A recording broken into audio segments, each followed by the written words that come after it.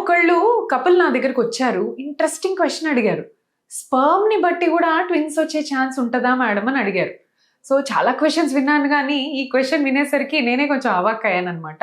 So sperm ని బట్టి definitely gender అనేది అంటే జెండర్ కి కారణం స్పర్మ్ అవ్వచ్చు, కానీ ట్విన్స్ అవ్వడానికి కారణం స్పర్మ్ కాదండి.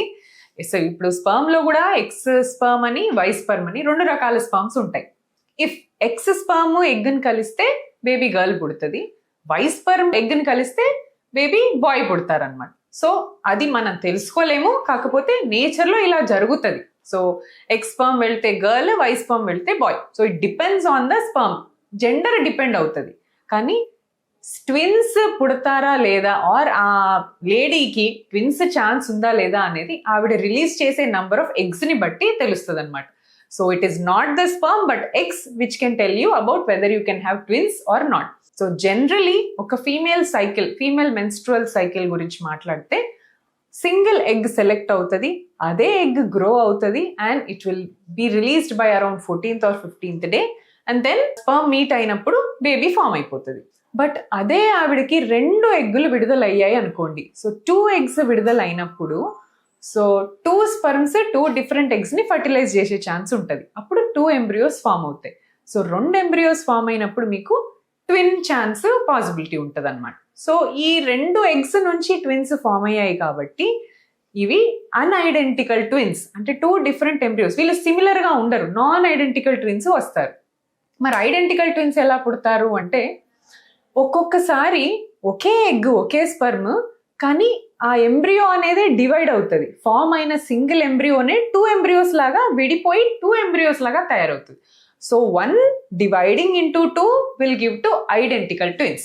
సో ఇవి జనరల్లీ ఫ్యామిలీ రిలేటెడ్, హెరిడిటరీ, అంటే ఇంట్లో వాళ్ళ మదర్ సైడో ఫాదర్ సైడో ఇట్లా ఉన్నప్పుడు ఇట్లాంటివి మనం చూస్తూ ఉంటాం అన్నమాట.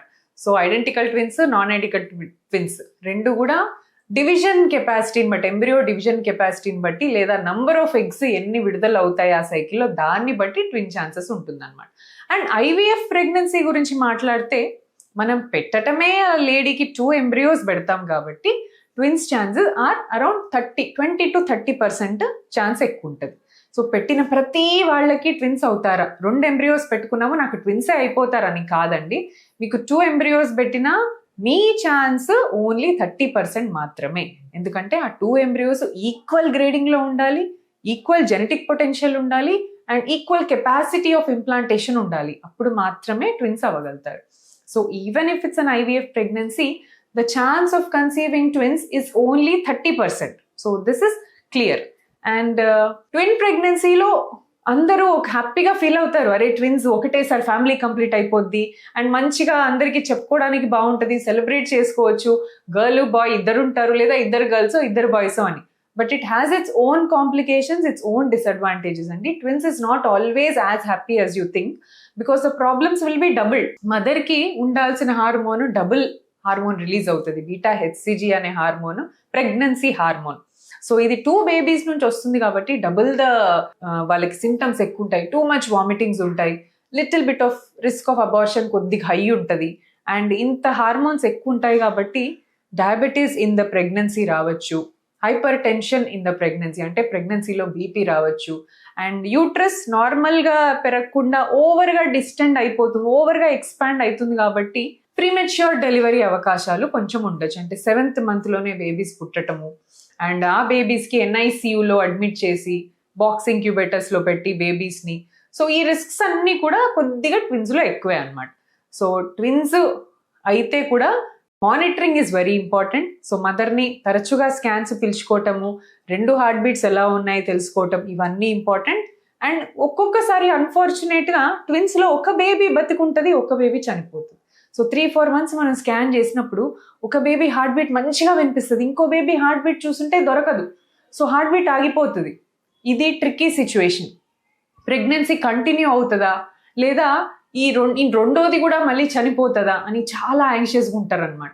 సో దీనికి ఇఫ్ ఇట్స్ అన్ ఎర్లీగా ఒకటి అబార్ట్ అయిందనుకోండి, సెకండ్ బేబీ మంచిగా కంటిన్యూ అయిపోతుంది, దాంట్లో రిస్క్ లేదు. కొంచెం డిలేడ్గా ఏమన్నా సెకండ్ బేబీ చనిపోతే ఒక్కొక్కసారి ఇంకో బేబీ కూడా రిస్క్ ఉండొచ్చు. సో ఇలాంటి వాళ్ళు ఖచ్చితంగా మానిటరింగ్ చూసుకుంటా ఉండాలి. ఎక్కువ తరచూ డాక్టర్ విజిట్స్కి వెళ్ళి అవసరమైన బ్లడ్ టెస్ట్లు చేయించుకోవాలి. అండ్ ఫస్ట్ బేబీ డెత్ అవ్వడానికి కారణం ఏంటి తెలుసుకుంటే రెండోది మనం డెఫినెట్లీ కాపాడుకోవచ్చు. So it's not always that one of the twin demise, single foetal demise అంటారు. అలా జరిగినప్పుడు ఇంకో ట్విన్ ఖచ్చితంగా అబార్ట్ అవుతుంది అని అలా రూల్ ఏం లేదనమాట. So this is all the things which you people should know about twins. Thank you.